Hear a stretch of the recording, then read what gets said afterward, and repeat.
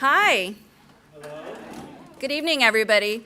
I'm Councilwoman Jeanette Martinez, and I'm proud to serve you here in District 11. As you all know, we are experiencing a housing crisis here in Fort Worth, and that's why we put together this event to inform you on what the city's doing about it and to hear about some of the barriers that there are. Today we will hear from community leaders and partners whose work directly influences our affordable housing projects. So that's pretty much all I have to say. I want to introduce you to our Assistant City Manager, Fernando Costa. He will be the moderator for today's panel discussion. Fernando, the floor is all yours.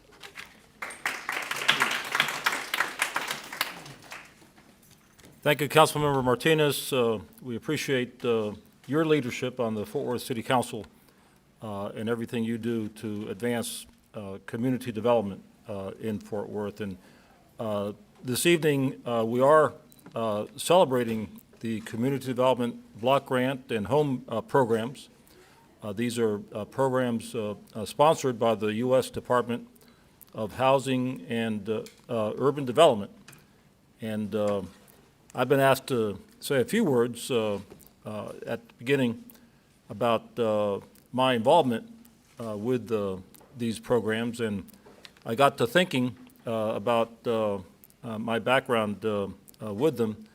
I actually remember when the U.S. Congress passed and President Ford signed into law the Housing and Community Development Act of 1974.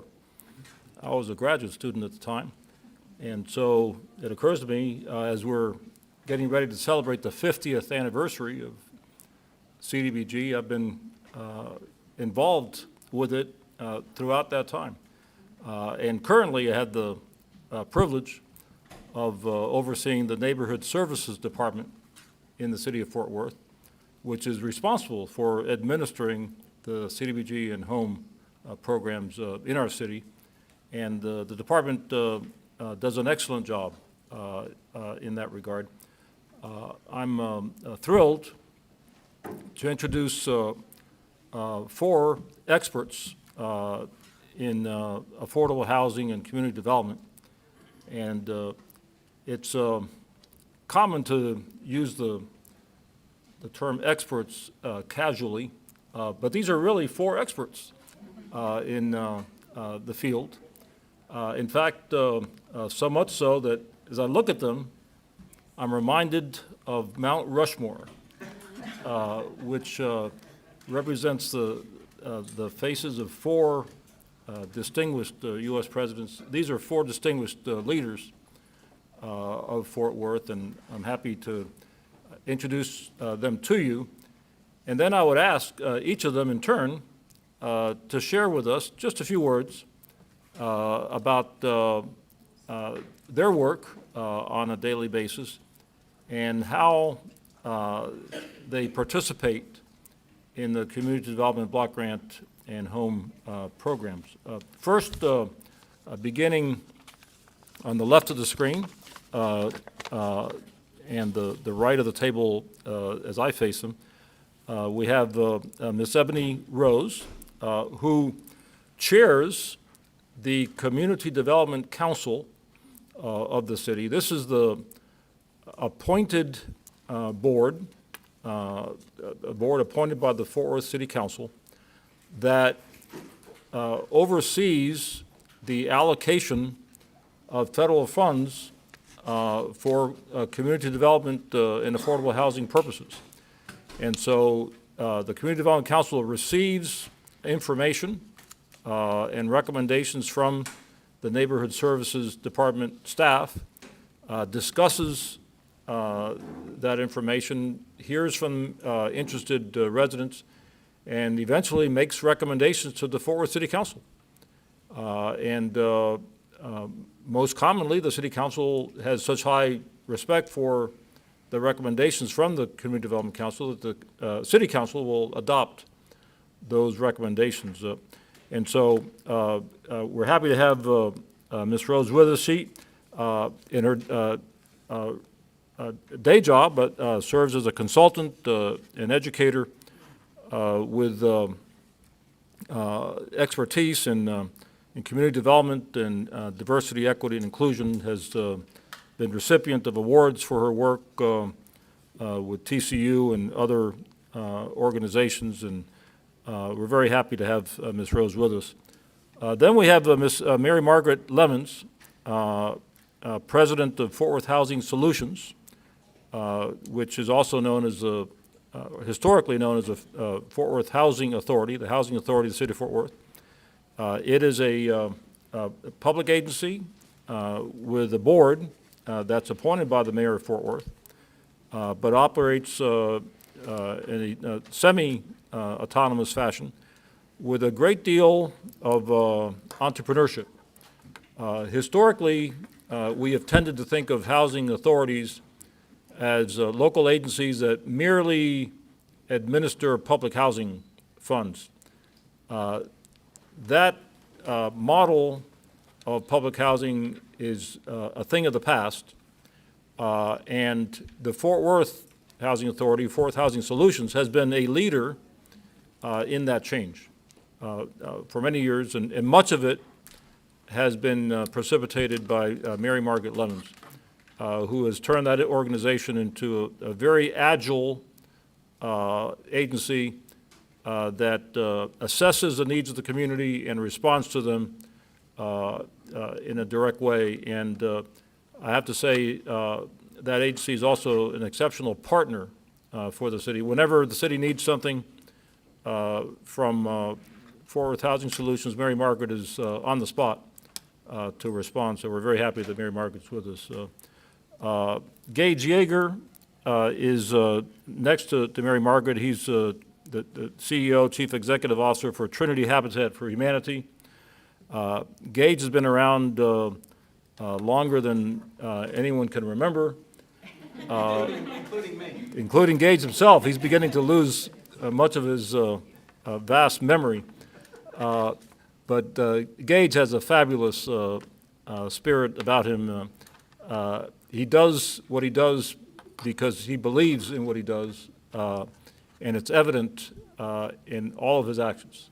People love Gage because they respect his commitment to not just to the development of affordable housing, but truly the empowerment of the families who reside within the homes that he and a legion of volunteers helped to create. So Gage, thank you for being with us. Gage is well known not just in Fort Worth, but around the country and truly around the world. He does mission work in other countries. In fact, a few years ago, you may remember, Gage, I happened to be in El Salvador, and I thought, I'm glad to be somewhere where no one will know who I am. And so I meet this young lady who was involved in working with the poor in El Salvador, and she asked me where I'm from. I said, well, I'm from Texas. She said, where from Texas? I said, well, I'm from Fort Worth. Well, you must know Gage Yeager. And so I can't escape him. So we're delighted that you're here, Gage. And then certainly not least on the panel is Daniel Smith, who is a managing director of Ahala Partners and a magnificent leader in the real estate development industry. He's been a great friend of Fort Worth, always ready to tackle the hardest real estate development projects in our city. And I don't say that lightly. I could give many examples of the work that he's done in all parts of Fort Worth. But I'll mention just a couple that I think are notable. Daniel exceeded everybody's expectations with the redevelopment of a hotel near North Beach Street, northeast Fort Worth, that had been affected by crime and all kinds of illicit activities. We had an opportunity after COVID struck to use some federal funds to create what we call permanent supportive housing, to house folks who otherwise would be homeless, and actually were homeless and had been homeless for a year or more with one or more disabilities. So it's a great need, but the federal government said you have to expend these funds by the end of the year 2020. You have to spend the money, or else you have to return it to us. And most folks said, well, there's no way we can possibly develop over 100 units of permanent supportive housing in 4 or 5 months. It's just not possible. Well, the folks who were expressing that skepticism did not know Daniel Smith in Ohala, because he got it done in league with Mary Margaret Lemons and Fort Worth Housing Solutions. It was amazing. And it was such an accomplishment that cities all over the United States came to Fort Worth to learn how we had managed to develop so much permanent supportive housing of high quality in such a short period of time. And so when the time came to explore opportunities for housing on the south side of Fort Worth in the Hemphill corridor, the first person to whom we turned was Daniel Smith. And he said he had an idea to redevelop a piece of obsolete industrial property in Worth Heights. And again, folks were skeptical and said, can't be done. Can't be done. There's, people will object to it for a host of reasons. There are too many interested groups. The property is too complex. It's got flooding problems. It's got pollution from long-time industrial use. All kinds of problems. But Mr. Smith was undaunted, moved ahead in partnership with the city and many others. And the project is now under construction to be completed by the end of this calendar year. And Daniel, we're going to find a way to address the railroad noise and issue a certificate of occupancy for you before the end of 2024, which is our deadline under the funding that we've received for the project. So someone who does not know what it means to say it can't be done. Daniel Smith does not understand that expression. So we've got 4 truly outstanding leaders with us tonight. You couldn't find better folks to talk with us about affordable housing and community development. We heard already from Councilor Martinez, we do have a housing crisis in Fort Worth. It's an issue across the country, but it's acute here in Fort Worth, where the average family can no longer afford the average home in Fort Worth. Used to be just 15 or 20 years ago, we could say that Fort Worth was the most affordable big city in Texas. But housing prices and apartment rents have risen dramatically. So that if you're a young individual or couple trying to buy your first home, for most folks, it's a stretch if it's even possible. And so we're working to make housing more affordable in Fort Worth on a variety of fronts, and the Community Development Block Grant Program and the Home Program are valuable resources toward that end. So let's begin, and I'd like to ask first Ms. Rose, Ebony Rose, to describe for us your role as it pertains to these grant programs, how you're involved in implementing them, and what impact do you think that your work has had on affordable housing and community development in Fort Worth. Great, thank you. Happy to get us started. Hi, everyone. I serve currently, this keeps going in and out, but maybe it's okay. I serve currently as the chair of the Community Development Council. I'm on my third term on that council, and in my second term as chair of that body. And I'm the mayor's appointee. I served first under Mayor Price and have also now been appointed by Mayor Parker. So really a lovely space for me to get to be in. I came to this body as a relatively new resident to the city of Fort Worth. Once I realized I was going to be here for a little while, as most folks who move to a new city, you're not quite sure. And then you realize you want to put down some roots. And so I came into the city and immediately found connection here because of the work that I think is important around community building and creating spaces where we all get to thrive, however that needs to look for us. And this body has been really important in helping me understand the needs of our citizens in the city, and also helping me to know where to point people when they're in need, which I think is such a critical element. One of the hard things about being on the CDC is recognizing that there are so many city services that our citizens don't know exist. And we spend a lot of time in that body trying to figure out how to make sure we're getting the word out and working with our neighborhood services staff who do a fantastic job day in, day out in supporting the citizens of our city. But on that body, it is important for us to make sure that when we talk about federal funding, folks understand what that means, what it means to receive grant funding, how to utilize that well, what happens when your deadlines are up, and how important it is to stay on time in building projects and other community initiatives. And I think that's a big part of our work. And as we go through the year, we help by receiving all of the different interested parties who want to apply for those grants. So those nonprofit agencies, community partners, submit their applications through neighborhood services. Our body reviews that in partnership with neighborhood services and then make those recommendations to the city. So it is a heavy lift to think about how the city is going to wisely use millions of dollars.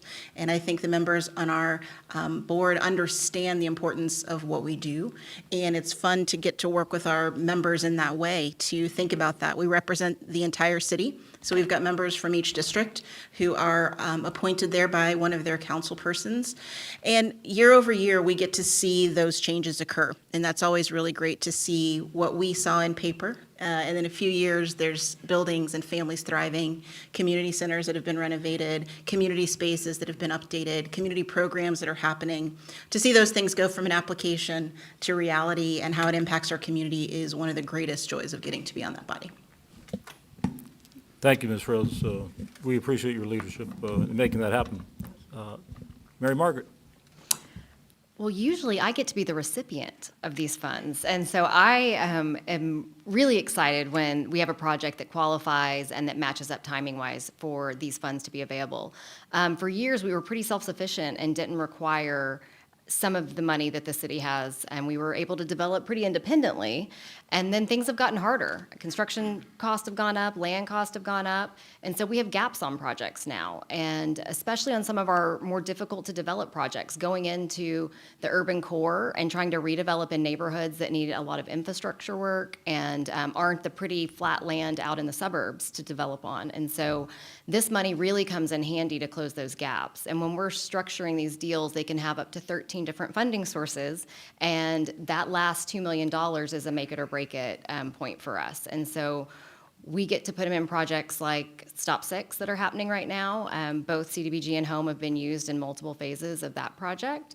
And so that's where I think the partnership really comes in, because not only is the city a co-lead applicant on that grant application to HUD, but we have aligned our strategic plans. The city just put out their affordable housing plan. Our strategic plan takes that into account, and we make sure that we're moving together as we're working and that everything aligns, because we always want to be supportive of the city's initiatives, and we want the city to sign off on what we do. We think it's important that we collaborate so we don't compete or get in each other's way, but are able to do more together, because honestly, there's not enough funding to go around. I think at this point, we need about 30,000 affordable housing units in the city of Fort Worth, and there's no way we can build our way out of that. And so we have to work at it from a couple of different angles and making sure that we're talking about housing wages is important. Right now, anytime I'm in front of people, I always say, in 2024, you need to make $21.17 an hour to afford an efficiency apartment in Tarrant County. And so right now, if you're making a decision on somebody's wages and you don't know that, or you're not paying that much, you're adding to my affordable housing problem. And I say my because I take it very personally. I grew up here, and I think Fort Worth is a great place, but we're quickly turning into a place that's making it very hard to raise a family and to exist. So CDBG and home funding is very important to what I do every day. The Housing Authority, like Fernando said, we don't just administer public housing or housing choice vouchers. We actually own and operate over 55 properties throughout the city. And so we have properties in every city council district, all the way up, I call it Oklahoma, but they tell me it's Fort Worth, way up there close to Haslett, down south close to Everman, all the way past Loop 820 on the west side, and almost to the airport. We're right there at the new American Airlines headquarters over on Trinity and 360. So we try to have affordable housing in every pocket of Fort Worth where people would want to live, so people get a choice, right? We don't believe in warehousing people in need in large locations like was done back in the 30s and 40s. And so we don't have any traditional public housing left in Fort Worth today. Everything is mixed income and spread out. And if you drove by it, you wouldn't know that it's affordable. It looks like Class A property, and that's our goal. We want anybody to feel comfortable living there. Well, Mary Margaret, let me underscore one of your points about paying a suitable wage by which folks can afford to live in Fort Worth. If I'm not mistaken, you have actually made a decision to pay all of your employees at least the amount that they need to afford housing in Fort Worth, $21 an hour. Yes, we're actually a little higher than that because we have a 4-day work week. And so we have to do some calculations to translate it. But yes, we don't pay anybody underneath the housing wage because I think it would be wrong to pay someone a wage that they could not afford to live in the city that they're working in. Do you think that by providing that example, we can get other major employers to follow suit? That's the reason I say it so often, is because I think it shocks people. A lot of the people that are making hiring decisions or budget decisions haven't lived in an apartment in a really long time. Maybe they never did. Maybe they were, part of a generation that was able to buy a house very quickly.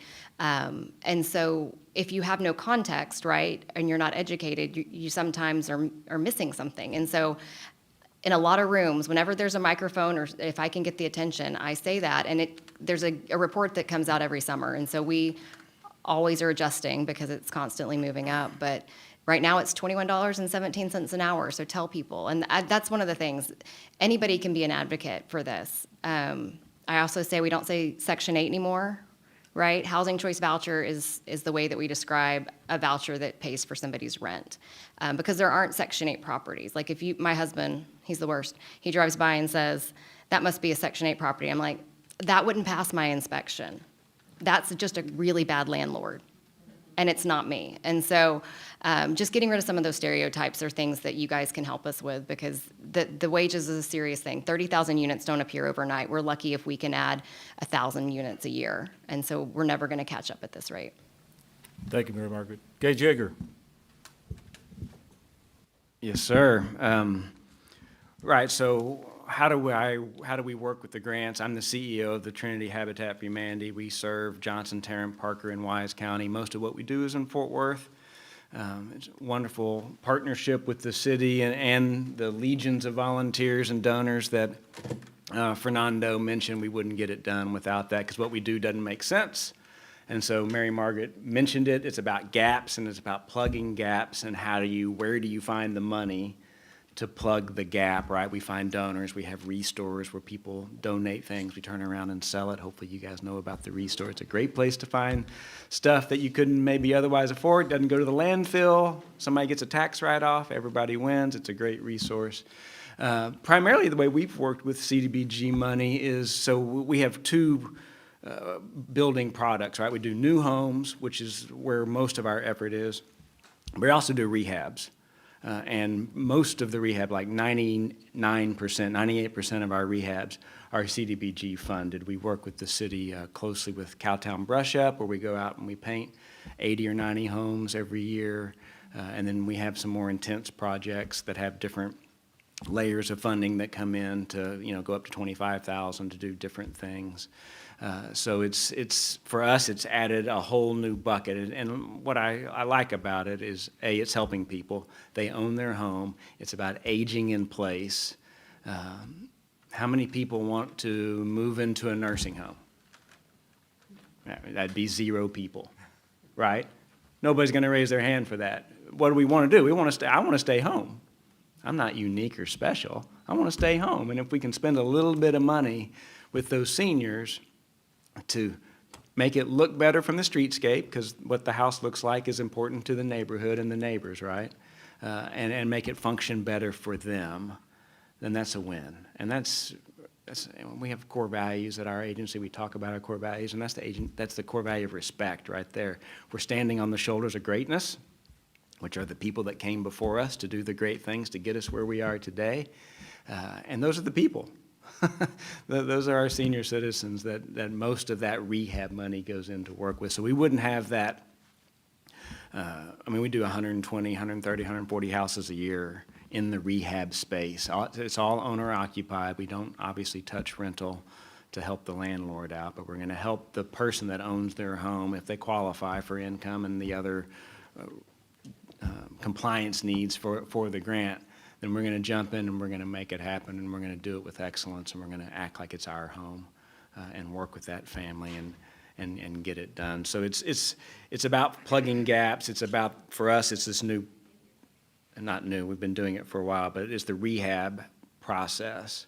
And I step back and look at it strategically and from a financial standpoint, like I'm layering everything in. How much money is the Restore going to make? How much money can we get from CDBG? How much of that CDBG money, easy for me to say, is admin?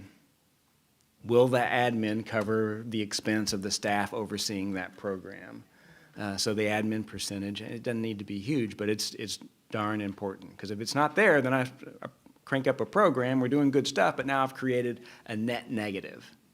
And I have to plug that hole somewhere with something to make up for the deficit, right? It's like, yay, I added units.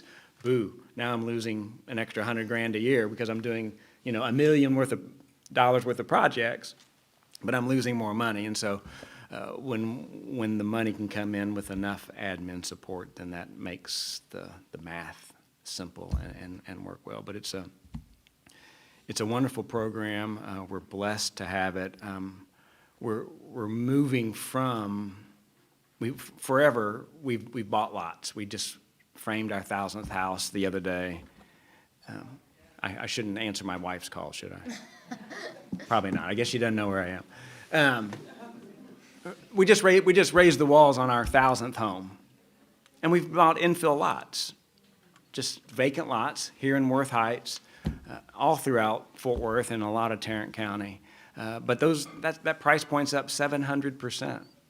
Forever, and I've been with Habitat 27 years. So forever, we're paying $5,000 to $10,000 a lot, and we cannot find enough lots at $60,000. And that, $5,000 to $10,000 a lot was his 2017, 2018 number. So that's not that long ago, and that's a huge increase. So what that's done to us is we're leaving now we'll still buy infill lots if we can find them and afford them, but we're going into the raw land development business. And that's a whole new ball of whatever, twine. That's difficult to work with. A lot of risk, a lot of complexity. And so I'm hoping and wanting to keep the rehab thing going, but find some dollars from the CDBG world to help take care of the larger land development issues that we have going. Thank you, Gage. Before you pass the mic, I heard a story the other day about a lady in the historic South Side whom you're helping to build a house. Who is that individual, and why are you doing it? If I can think of her name, what is that young lady's name? Maybe it's Opal Lee, Dr. Opal Lee. Maybe a person or two have heard of that dynamo in our city. May we all be blessed with her energy and longevity, not to mention her obvious character. So yeah, Opal's a wonderful friend. She was on our founding board of directors. And, you know, God moves in mysterious ways. I don't understand those ways, and I never will. My brain's way too small. But she was on our board. You know, the terrible thing that happened to her on 940 East Haney, where they moved in 80-plus years ago, the racist mob showed up because they didn't like the color of their skin, and they chased them out of the house, and they fled, and then a few days later, they burned, the mob burned the house down, right? And so Opal's a little girl at that time, and she said her parents never really talked about it. Opal didn't tell me the story until we happened to buy the lot. And so I didn't know we bought a lot, because that's what we do, right? Buy a lot, build a home. And so we bought the lot to build a home, and she calls me up one day, and I see Opal on my phone. I was like, "Hi, Opal, how you doing?" She's like, "Gage, you guys own my lot at 940 East Annie." I was like, "We do?" I was like, and I didn't know it was yours. And so anyway, she then told me that terrible story, right? And I was like, "Well, Opal, hold on, let me figure out," because she wanted to buy it. And she had called about it every now and then. Then she looked up on the Tarrant Appraisal District rolls and saw that Trinity Habitat for Humanity owned it. And so I was like, "Well, let me check. Let me make sure we hadn't sold it to somebody or promised it to another family." And I was like, "Dear Lord, please don't let it be committed someplace." And it wasn't. And so then we didn't sell it to her, of course. We gave it to her. And now the History Maker came in and just started building the home. We did a groundbreaking on Opal's birthday in October, and a couple of weeks ago we did the wall raising, raised the first wall. And hopefully, if everything processes along, then we will move her in on June 14th. We wanted something called Juneteenth, just for grins, but believe it or not, Opal has commitments to places. She's a little bit in demand, and she had a prior commitment in Dallas that she couldn't get out of, so we'll do it on June 14th if everything goes well. So anyway, she's a sweetheart. We're blessed to have her in our community, blessed to have this full circle, serendipitous thing happen where something was wrongfully taken from their family, and now it gets restored. 8 decades too late. It should never have to happen, right? So it's a bittersweet thing, and so it's lucky to have her in our life. Thank you, Gage.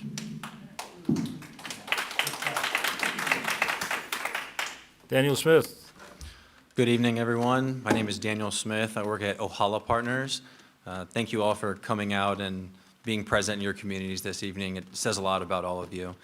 Ohala Partners is a Texas-based real estate investment and development firm, and we focus on lots of different things: commercial real estate, housing, single-family and multifamily. For the last 8 years, all I work on is creating housing in Texas. And so within the context of creating housing and CDBG and home funds, we work on everything from urban infill, conventional luxury market rate high rises, to the lowest end of the spectrum where the need is greatest, the lower price units, supportive housing for folks that were formerly homeless. We work on kind of the next step up, which I'll call workforce housing, which is typically financed using low-income housing tax credits, which might target folks that make $30,000 to $50,000 a year, and then also mixed income housing, where you have some folks paying a big rent and then some folks paying a little bit less, right? And so within the context of all of this, I think it's important to understand that the CDBG and the home funds that we're speaking about today, they're typically put in projects in workforce housing and supportive housing where the need is greatest, right? These are typically not going in your high-end luxury, developments. This is going in and, into the developments that are housing the working class folks of the community that make up our country. And so I think, when we talk about gaps, again, just for context, when you go and develop an apartment complex or a single-family home, or you convert a hotel, there's typically a lot of capital that's required. And so when we say a gap, what we mean is the gap is we have to raise private money that might be our own. We might have to borrow some from a lender. And then at the end of the day, it's not enough to get it done. And so those gaps can be filled by CDBG funds, and they're so vital because there's so many projects out there that can get to the 5, 4, 3, 2, 1 yard line but there's just not enough adequate resources to plug those gaps. And so for us, typically most things that we work on that have CDB funds, they're not the most profitable things that we work on, but they make by far the biggest impact to the communities and the neighborhoods that we live and we invest in. So, you know, it's a challenging resource to use sometimes of the funds, but, you know, these are the types of capital that really help our communities provide really nice housing that folks can rent at a little bit lower rate. You know, so maybe in some cases you could make $15 an hour, not 20, if you can find a new development that had some CDBG funds. Thank you, Daniel. I've always wondered why it is that someone who is so successful in the development of market rate housing takes it upon himself to tackle projects that are much more difficult, much more challenging, much more complex, with a more narrow profit margin, if it even has a profit margin at all. Why do you do it? I don't know who you're referring to as a successful person, but one thing that I've learned working in this space over the last 5 or 6 years is that it's a lot easier to make money than help people. And what I mean by that is a lot of these developments, because they're not as profitable, there's not as many like sophisticated real estate investment, development, acquisition, redevelopment firms that want to take these things on. And so for us, I think the reason why we work on them, there's several reasons. One of the reasons is we want to be impactful in the communities that we live and invest in. Another reason is we want to be really good partners to our public partners that have been good to us. For example, Fort Worth Housing Solutions, the city of Fort Worth, right? You know, a lot of times, you know, we go to them and ask for certain types of things, and they have always been there for us and helped us when things are challenging. And so I think the road kind of goes both ways, right? And so whenever there is opportunities to use community development block grants to help different folks on the lower income end of the bracket, we jump at those opportunities because we want to be good partners to those who have been good partners to us. Thank you, Daniel. Well, all 4 of the speakers have spoken at least briefly about the topic of affordable housing and the challenges associated with it. Many of those challenges, I think, have to do with misperceptions in the public mind about affordable housing and the folks who reside within that housing. And as a result, we often see opposition from community groups to affordable housing projects, even projects that are well-designed and highly beneficial to the folks who would live in them. Nevertheless, there is this perception or stigma about affordable housing that represents a major impediment. And I'd like to begin by asking Ms. Rose, but the others as well, to give us whatever insight you can into this challenge. How do we educate, you're a professional educator, how do we educate the community about the value of affordable housing, why we need it in Fort Worth, and why a neighborhood should welcome it in the right form? Thank you. I think you've really touched on what it is. It's the language. And the point you made earlier about using voucher instead of Section 8, there are connotations in the language we use to tell the stories of our community. And for so long, these stories around affordable housing, people think of poor people and whatever they've established that to be in their head, the story that they've created around what it means to be poor in America.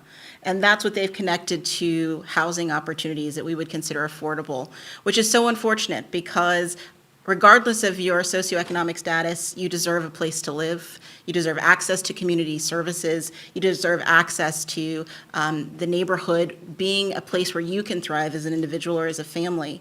And that language is important. And I think when we talk about housing, using the right language, talking about affordable housing, reminding folks that in 2024, as we talk about wage discrepancies and the challenges around that, that to be someone eligible for some of these programs, you really are someone who could still be making what we would have considered just a few years ago a living wage, a reasonable wage, right? So as the cost of living goes up, as the cost of housing goes up, working class families, middle class families are now eligible for these programs. So we have to rethink and reframe the way we talk about affordable housing, because we should all have access to a place that is affordable, whatever our threshold of income is.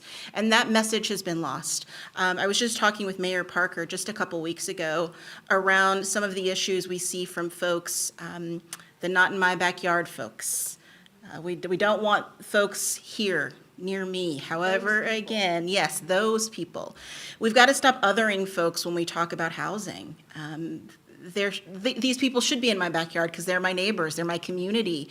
And I think that's a big part of the work we can all do, and especially when we talk about the role I play, which is a volunteer role on this body with the CDC. But I take it so personally and try to be really respectful and responsible about the way that we talk about these funds and the partners that we choose, because the messaging has to be clear across the board. We've got to use the same kind of language when we're talking about creating opportunities for individuals and families. And that's really what these funds and these programs allow us to do. So as much as you can contribute to reframing the language, to thinking about what it means to have thriving communities at all income levels, at all access levels, folks who can age in place, generational living, multi-generational living, those are the messages that we can send. And I think that's really important to help us reframe what it means to support these programs and to use these funds mindfully and carefully across the city and into other areas as we spread across DFW. That's great. Thank you. Thank you, Ms. Rose. Any of the other panelists want to respond? One thing I do when people say we don't want those people to live next to us, I often break down what they did that day. And so I say, what did your day look like? And they usually start by, I got up, got my kids ready for school, maybe dropped them off at daycare, ran through, got some coffee in the drive-through, right? Went to work, dropped off dry cleaning. All of these things that make their life work every day, and that they trust their kids with these people.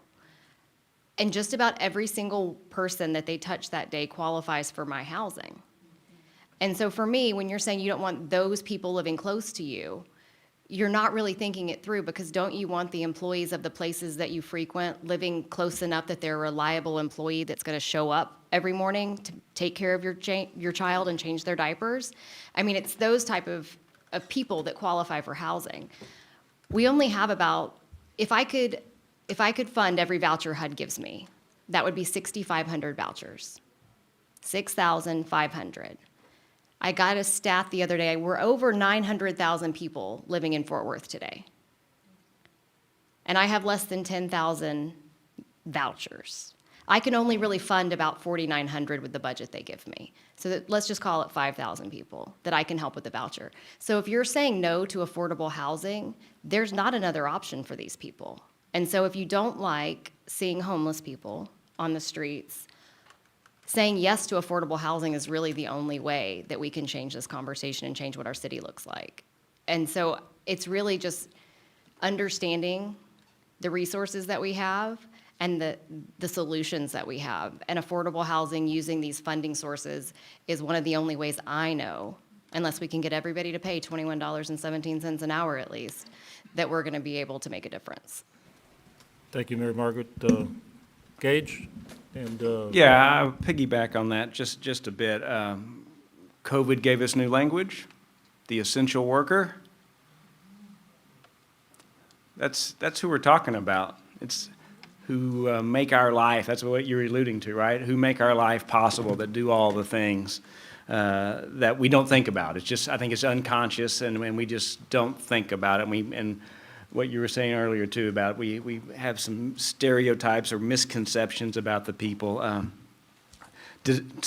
quick look up for the last 3 years, 70% of our family partners, and this is ranked in order of where they're employed from top to the top 7, medical, logistics, production and delivery, places like Cargill, Core-Mark, Land O'Lakes, Amazon, education, construction, banking and finance, airport or airline, and city employees. Well, my daughter just graduated from the University of Texas in Austin last year, STEM degree, is wanting maybe go to medical school, but she's working at St. David's Hospital for a year right now to figure out what her next step will be. So she's a patient care technician. So you think doctor, you think nurse, and then you think patient care technician. They're doing all the gross stuff that nobody else wants to do. She's putting in catheters, and she's wiping rear ends in recovery all day long. She makes $17.50 an hour. Right? I mean, that's a big deal. And so people care about that, but then somehow they go through some weird incorrect calculus and say, yeah, but I don't want you living next to me. You can put my catheter in or drive my kid on the bus or look after my kid, but by God, don't live next to me. Right? There's a huge disconnect there. Huge disconnect. And that's, I think we need to personalize it. Think about that individual that may be somebody that says something silly, because we've all had people say silly stuff to us. Well, what do you think about Joe or Susan or Tom or, that they just interact with? I bet that person that just fixed your transmission, bet he doesn't make much money, but he seems like a pretty good guy. Let's invite them to live next to us. Invite him to live next to us. Thank you, Gage. I want to ask, I know Danny doesn't want to say too much, but I'd like for you to share with us a story about NIMBYism, not in my backyard, as it relates to your Tobias Place project. Tell us what opposition you encountered, if you don't mind. I know you're a very positive person. How many community meetings you held? What was your strategy to get support? And how did you work it out so that by the time you organized a groundbreaking ceremony, you had the community enthusiastically coming out to support you on a project that ordinarily a lot of folks would have opposed as a knee-jerk reaction to the term affordable housing? So within the specific context of Tobias Place and within the Worth Heights community, it's a similar story that we've seen play out over the last 10 years. And the story is largely unaffordable housing, a multifamily developer wants to come into a community and develop something. People in the community hear about it, they haven't been approached, they're cautious, they may not want it, they don't have any information. And so in that specific case, it was a little bit more challenging because there's 4 neighborhood associations all at this intersection, as well as another movement that wanted to stop all different types of development. And I would just say that it ties into the original question too about like the negative stigmas associated with affordable housing. I think most of the time, the active folks within the community like you here today, you just want to know more and understand what exactly is being proposed. And in that context, I don't know the number of meetings that we had to have, but I do know this. It's that everyone is always skeptical. The answer is always no in the first meeting, and trust is not something that you just get in one meeting. It's something that is built over time that you have to earn. And so within Worth Heights, I would just say that everyone within that community in the first meeting, nobody wanted a workforce housing development on Hemp Hill. There were several different kind of coalitions that didn't want to see any of that stuff. They felt like it would spur gentrification. They thought it would increase their taxes. They thought there was going to be concerns with crime and traffic and lighting and all these different things. They wanted to know who was going to be operating this, how would they operate it, what's going to happen to their schools, their kids, their sidewalks. And I think they have a right to ask all of those questions. And so anyways, within Worth Heights, it is one of many affordable housing success stories that have happened around the city of Fort Worth. But I would just say that Largely, if I would have had a meeting like that 10 years ago, it probably wouldn't have gone as well, or meetings like that. I think that rents are so high, just like the cost of a cheeseburger and the cost to go buy groceries on Sunday is so high, that I actually think that the walls are coming down, and we're all, yeah, I don't care if you're rich, poor, white, black, brown, green, red. At the end of the day, like, the housing costs are too high, and for those willing to sit down with the communities and explain and provide legitimate responses and stand behind their business plan, that there is a lot of receptive communities like Worth Heights that are willing to understand that these are the types of developments that we need. Well, as always, Mr. Smith is being overly modest. I understand he held over 100 community meetings in connection with the Tobias Place project and demonstrated patience beyond anything I've ever seen to listen to every reasonable and unreasonable concern being expressed and responding to those concerns in constructive ways. It was a remarkable effort, and we appreciate everything you've done to bring that challenging project to fruition. There are groups that are known as NIMBY, Not in My Backyard. I think Mr. Smith faced some folks who might be classified as banana people. Banana is an acronym that stands for Build Absolutely Nothing Anywhere Near Anything. And those folks are prevalent in Fort Worth and other cities as well. So thank you for your valiant efforts. And so let me pose one more question, and then if we have time, I'd like to open the floor for questions from the audience. Besides funding from CDBG or HOME or other sources, what are the challenges that each of you are encountering in the development of affordable housing and livable neighborhoods, and how do you recommend that the city and the community more broadly address those challenges? Are you okay with me starting first? Yes, since I sir. have the mic Yes, sir. right here. Please. I would say the largest challenge is definitely land use or zoning.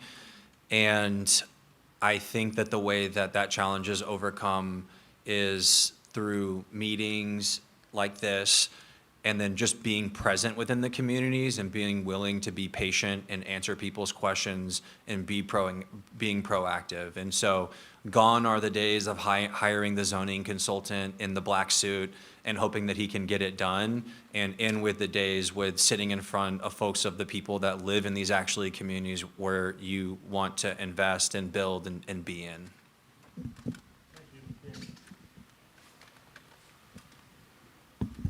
Yeah, other than funding, I alluded to it earlier, affordability. Our real estate price is up 700%. Our construction cost is up 100% in the last few years. So affordability is the topmost on my mind. Raw land development, where we're moving because those infill lots are so expensive, is exceedingly difficult. We work well with the city, but the process within any municipality is onerous at best, getting it zoned, and then just through the entitlement phase of platting and engineering.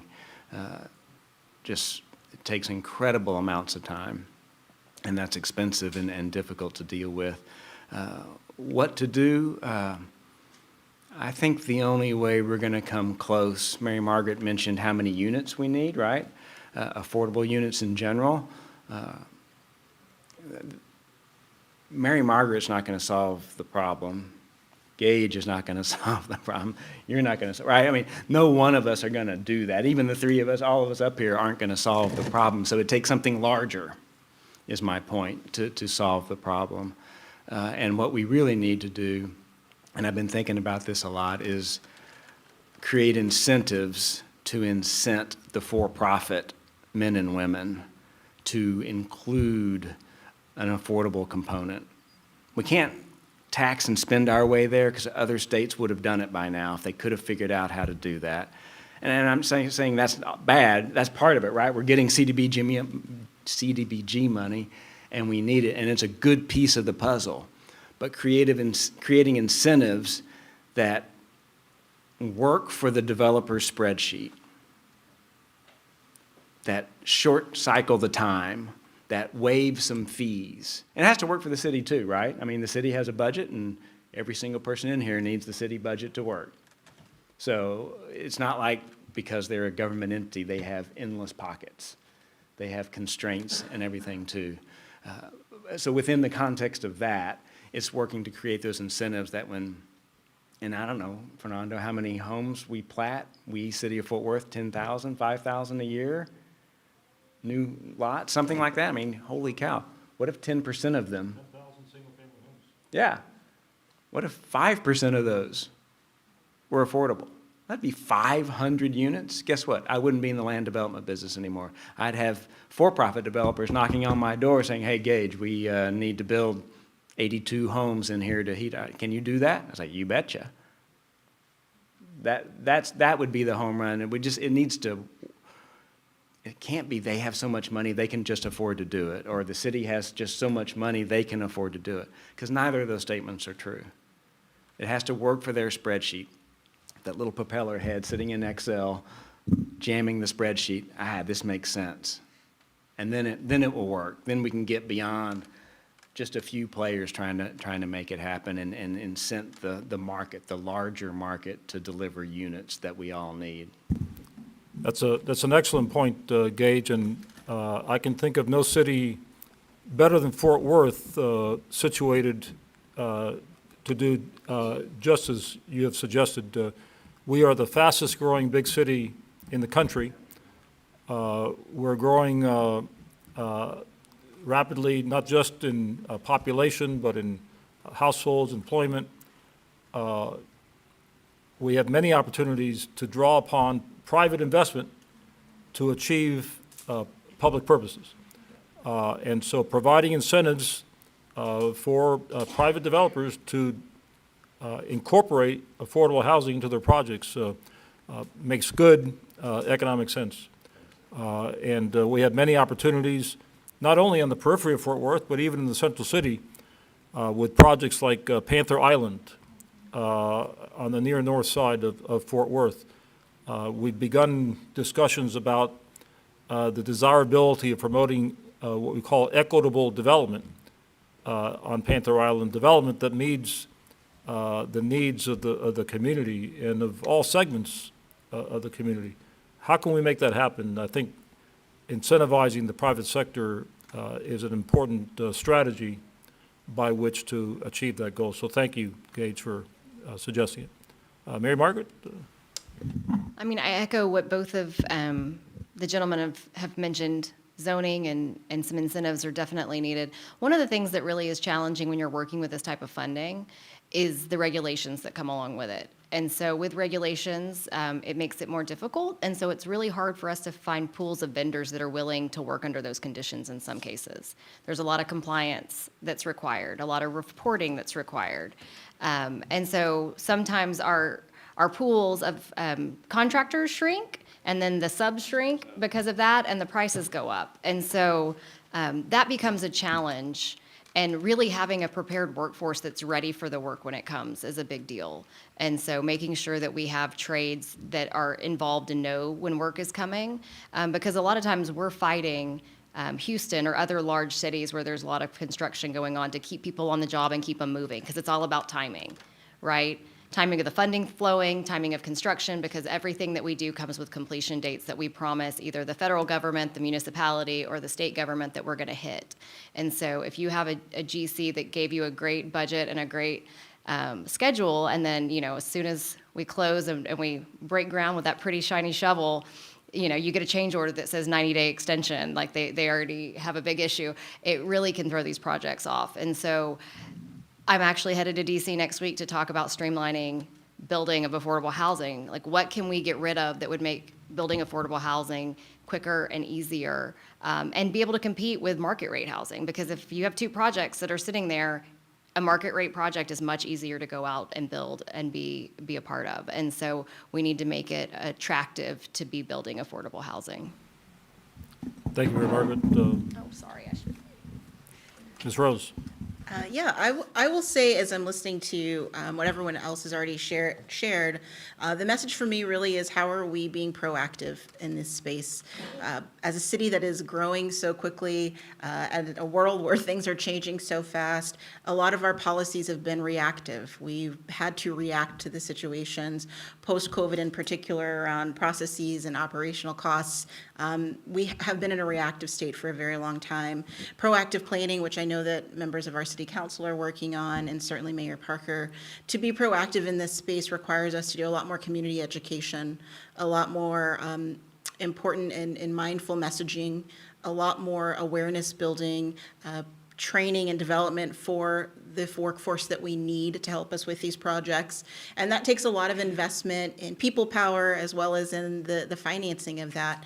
And so finding ways that we can think about how we create our own workforce to educate them well, that we're doing that for our community members, so that they understand when these projects come up, we don't need to have 100 meetings, which takes a year and a half.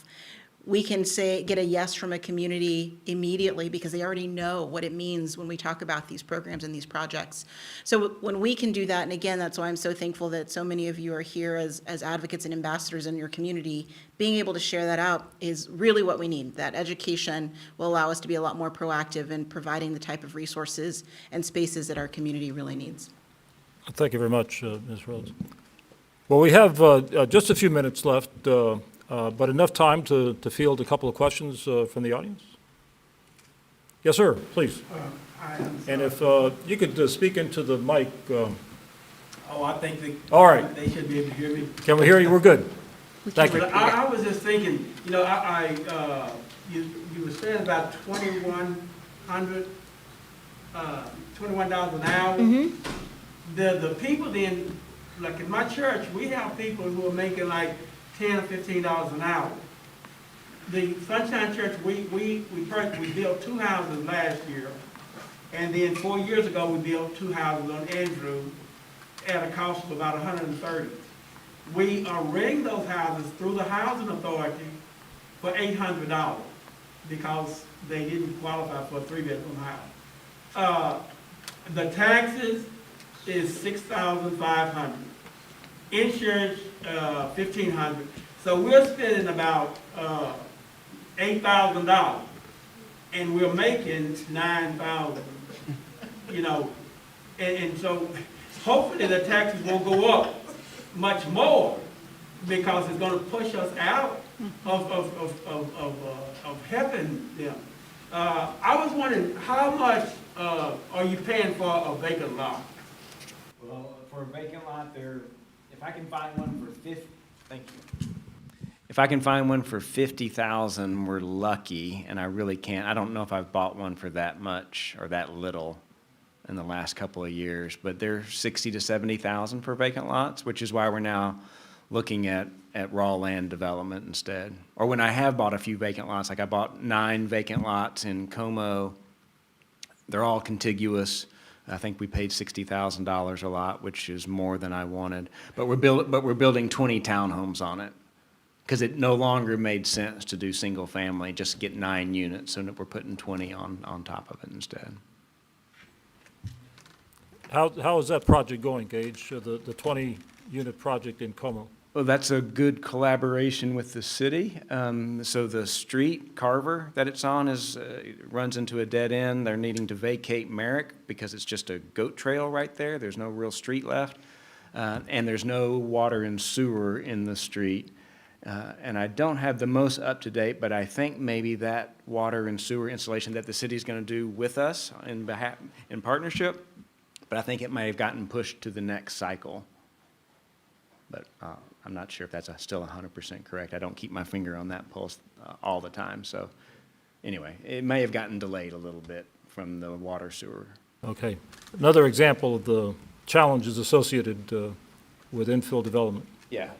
And partnerships. I mean, what did Winston Churchill say? The only thing worse than fighting a war by yourself is fighting, or no, the only thing worse than fighting a war with partners is fighting a war by yourself, right? I mean, so it takes partners to collaborate and get things done. All right, other questions? One other thing. Yes, sir. You mentioned about helping people to rent houses. How about do y'all have a program to help them to buy a house? Yes. It's like I planted you there, and I didn't. I didn't even meet you before this. So the Housing Authority operates a home ownership program, and so many people don't know that you can use a Housing Choice voucher to pay for a mortgage and insurance for 20 years. And so our goal is that people don't stay on housing forever, right? About half of who we serve on a voucher program are elderly or disabled, and I would say 95% of those that are able to work are working. We don't have that many people that are not working on our program that aren't elderly or disabled. But the homeownership program is something that HUD has established to allow people to use their voucher to actually buy a home and then earn that equity. And so we just had one of my favorite stories of the year so far. We've closed on about 16 houses using vouchers so far this year. We have 250 people in the pipeline. But one of our residents was a former Cabell Place resident, so she lived in public housing with her 2 sons. And when we were going to demolish Cabell, she received a Housing Choice voucher and relocated to an apartment. And then she worked with us on her credit building, her financial literacy, budgeting, started saving, and she just bought her first home in Stop 6, and it happens to be a lot that we sold to an affordable housing single-family developer. And so she moved in about a month ago. We got to cut the ribbon, and she is happy as a clam. I mean, that's the way it should work. And so she'll now get to enjoy all that equity. And usually what happens is when you're buying a home, you're making a pretty good income at that point. And so she'll go off the program when she's over income, and then that voucher will in turn go to the next person in line on the waiting list. Because we typically have, we open our wait list about every 4 years or so, and we get about 20,000 applicants. And we do a lottery for 5,000 spots. So it's like getting a golden ticket or winning the lottery to be able to get a Housing Choice voucher. So we're excited that she's moving in the right direction to give it back to the next person. Thank you. Great questions. Other questions from the audience? Yes, ma'am, in the back. I wanted to know, when you're talking about the development part, you were saying that not, like anything, knowledge is not knowing and not in my backyard. But have you gone to other communities in the sense to show them what I'm sure you have, to show them what you've got, but sometimes people need to see it. You can tell people all you want, but sometimes I need to touch it, or I need to see it, or, I'm not saying to go tour people's houses, I'm just saying something that make them aware. You're absolutely right. So we had one of those public meetings in like a gymnasium with a bunch of people and a microphone, and it turned into kind of like a mob, right? Everybody was against it. No, no, no. And as a follow-up to that, I thought these people need to just be able to ask questions, right, and understand. So we actually held a community coffee in the clubhouse of one of our properties and invited the homeowners from that area and just said, come meet us for some coffee and chicken minis, and we're going to tell you who needs affordable housing, where it is, why, what it is, and we just started with the very basics and then had one-on-one conversations, and they saw, hey, this is an apartment that I would live in. This isn't those apartments, and they're not any place that are scary or, there's not crime. And so we did that all around the city. And we give tours. I feel like I'm a tour guide a lot, because part of it is just opening it up and letting people see it, and then their minds change really quickly. So you're exactly right. That's one of our strategies. Well, people do tend to carry around misperceptions about affordable housing, and yet when you take the time to educate them and to show them actual examples of what you're proposing to do, they tend to change their minds. And so education about affordable housing is a big part of our responsibility in city government and among others who are involved in affordable housing development. By educating the public, we can gather support for the projects that we're trying to implement. So thank you for that question. Yes, ma'am. So the message is out there that affordable housing is just a free ticket and it's an encouragement not to work and all these negative things. So how do you explain to people how a voucher works and the necessity for people to pay 30% of their income, you know, or at least a minimum amount, so that they understand? I like to tell people, like, do you, as a homeowner, do you spend 30% of your income just on your mortgage? And most people don't, because they're in that situation, right? They've had that blessing. So how do you explain to people that it's more of a burden for those who are earning less? Especially those that are on a fixed income. If you think about our seniors and those that are on disability and the check that they get every month, which is typically less than $1,000, where can they go find housing for $300 a month?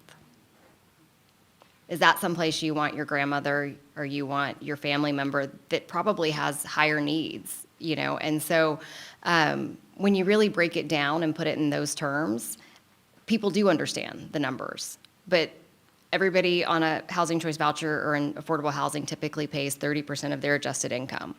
And so that looks different for different people. Daniel builds a really nice product, and if you can find a 30% unit set aside for those that are making 30% of the AMI, you can live in a Class A property, or somebody that needs an opportunity can live in that Class A property. And they should, because in order to do better, they have to see better, right? In order to dream, they have to know it's possible. And if you grew up in a community like Butler Place, right, that was completely shut off from the rest of the world by highways, right? And you went up the hill to I.M. Terrell to elementary school, and then you walked back home, and it took you an hour on a bus to get to the closest grocery store. I mean, those are the real stories that these families faced growing up in these communities. And so the people that are on our program, they don't want to be in the position they're in. They came in crisis. They had no other place to turn. Most people are really proud. No one ever walks around and says, I'm on housing, right? That's not something somebody starts a conversation with.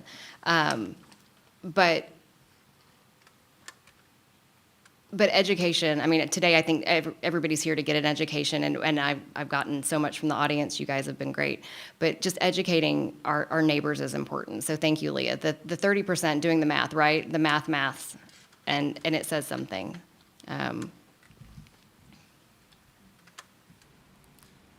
Thank you for that question and that important point about how these efforts are intended to support and empower our residents, not to give them a free ticket.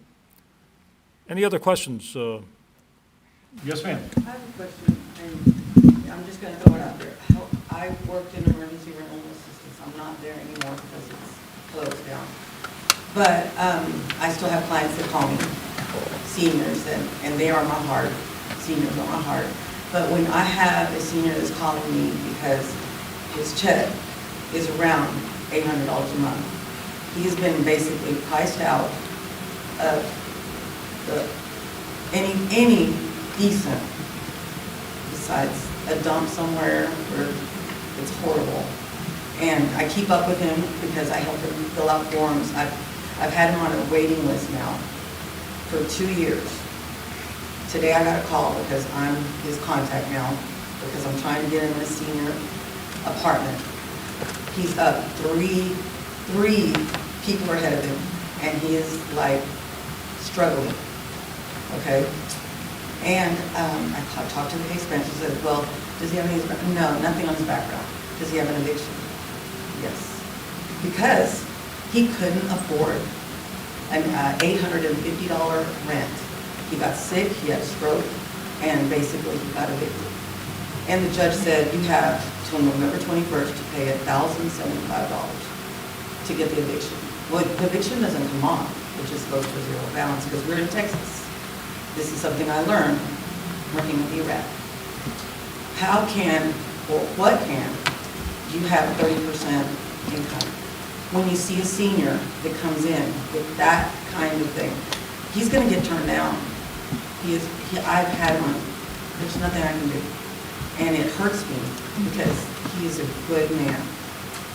And I have other seniors like that, and it just kills me that I was on the phone today trying to find out, calling county, please, and praying, please, Lord, don't let that eviction be on him, because he's three names away from getting into a decent, semi-decent senior living, and they're probably gonna turn him down.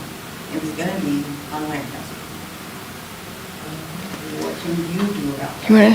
Can you help?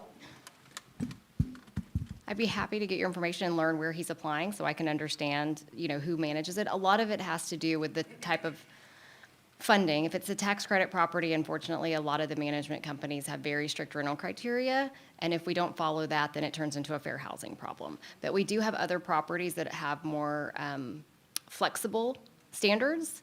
And so Daniel and I are shaking our heads because we have other programs and properties that we're able to house people that don't have to follow those, guidelines. And so I'd be happy to help you navigate that system and find some place, because the last thing we want to do is add to our homelessness population, especially with our seniors.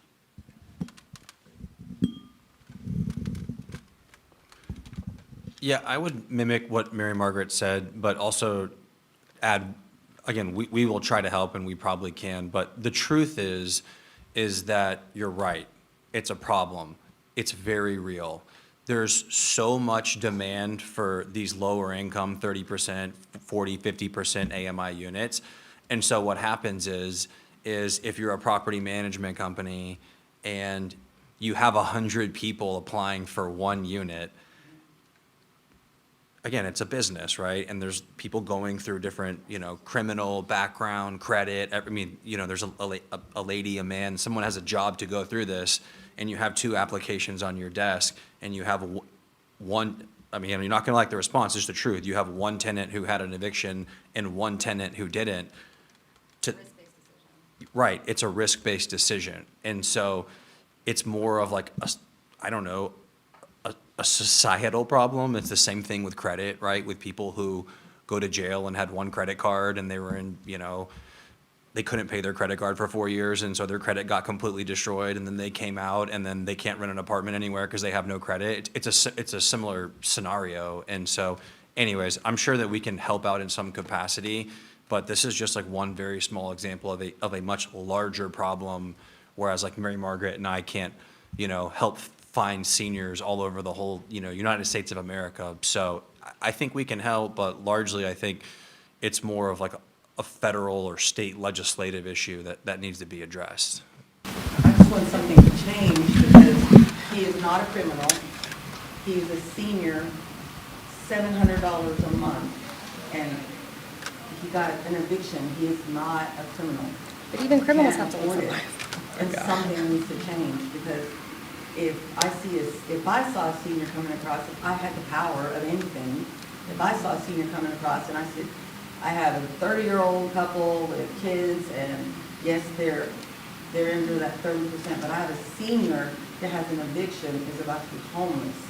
I'm sorry, I want the senior, because you're 30, figure it out. I'll help you figure it out. I'll help you with credit. I'll help you, I'll be the mom to you, because I have mom on many of my clients, But I need something that y'all have the authority to say, look, when there's just an eviction and it's a senior, and you understand the reason there is this eviction, please don't let that be the stopping point. They're not criminals. I think we can probably help, especially now that we have a really good cosigner here, so.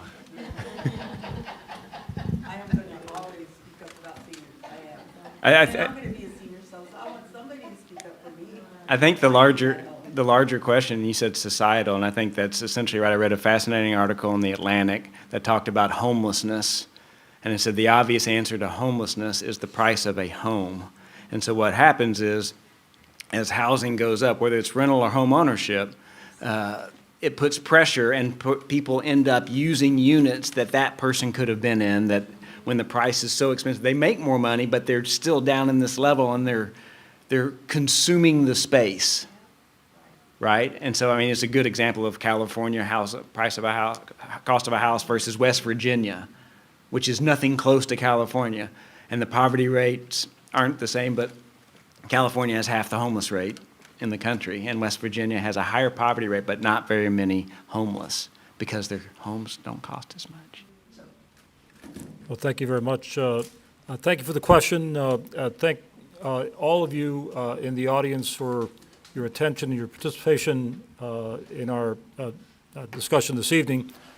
Special thanks to our four panelists.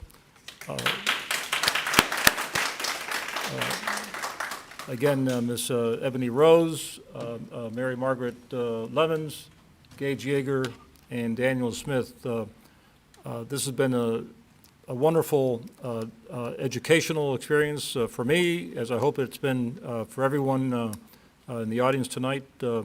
We have a big challenge in Fort Worth, and I'm more motivated than ever before to do my part toward tackling it. So thank you all very much for your participation. Have a good evening.